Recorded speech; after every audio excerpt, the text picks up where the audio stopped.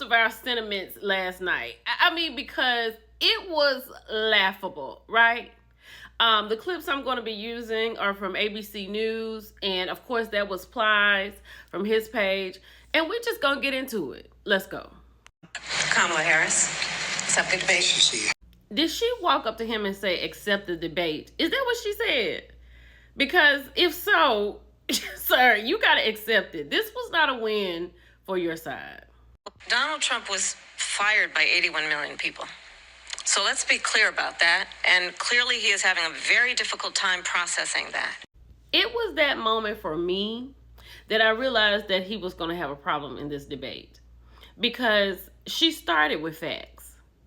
81 million people fired him. He was not the president in the last 4 years. Although he wants to say that it was not done correctly, but sir, you were fired. Also says execution after birth. It's execution, no longer abortion, because the baby is born is okay. And that's not okay with me. Hence the vote. ABC News fact-checking the former president. There is no state in this country where it is legal to kill a baby after it's born. That would be Sora Lindsay Davis. And to use the word execute is insane. And it was the way she cleared him with this face. I know he had a problem last night. I know black women all over the world. I know he got a problem when he sees any of us at this point. In Springfield, they're eating the dogs, the people that came in. They're eating the cats. They're eating the pets of the people that live there. Springfield, are y'all okay? That was insane. Really? This is who y'all want to vote for the president? Like, he answered absolutely no questions at all. None. But you want to talk about people eating animals? And then they debunked it and said that the city manager said no one has been eating animals at all. Then at one point of the night, Trump talked about how the Biden administration just let criminals loose on the streets. Like he said, they're letting criminals loose on the streets. Hold on.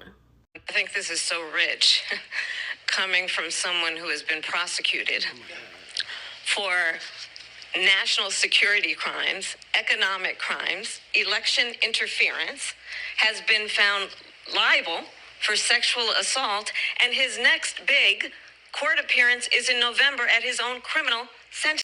There is a criminal loose in Pennsylvania trying to get a job as president. So last night in Pennsylvania, there was clearly a criminal on the loose on the streets. Now, he didn't say anything about black jobs, but he inferred about black jobs. So, because he stopped himself because he was about to say it. So he telling y'all again, like, hold on, let's get into it. Millions of people pouring into our country from prisons and jails, from mental institutions and insane asylums.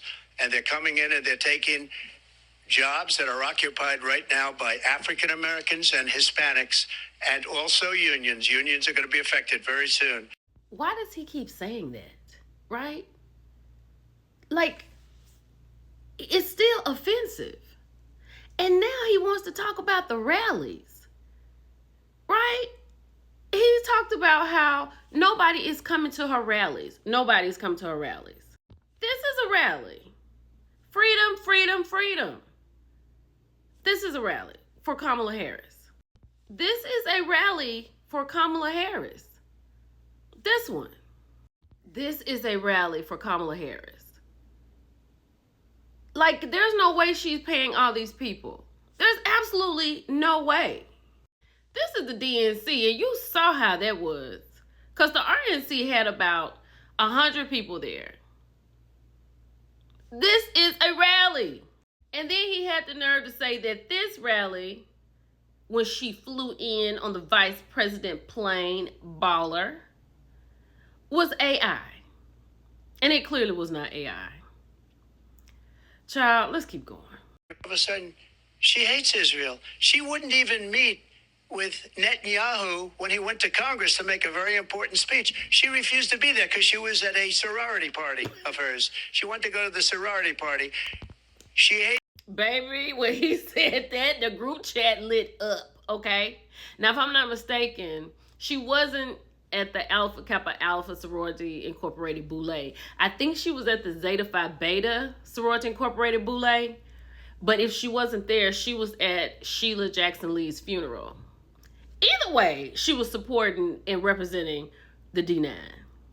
Sir, you don't even understand what's going on right now. Let's keep going. You have said you would solve this war in 24 hours. You said so just before the break tonight. How exactly would you do that? And I want to ask you a very simple question tonight. Do you want Ukraine to win this war? I want the war to stop. I want to save lives that are being uselessly, people being killed by the millions. It's the millions. It's so much worse. First of all, that is probably the 20th time he didn't answer a question. But it's always the millions and the trillions. And there's so much support. It's just always rhetoric from him. Like, no answers. She gave us policy. She gave us a foundation. She gave her standpoint. She gave us her policy. He asked, why hasn't she done these things? Because she is not the current president. And you, sir, who have been a president, should understand what her actual job is. Because even though she did her job, you wouldn't even let Mike Pence do his job. And might I add, when he did not do what you wanted him to do, you wanted him to be unalived.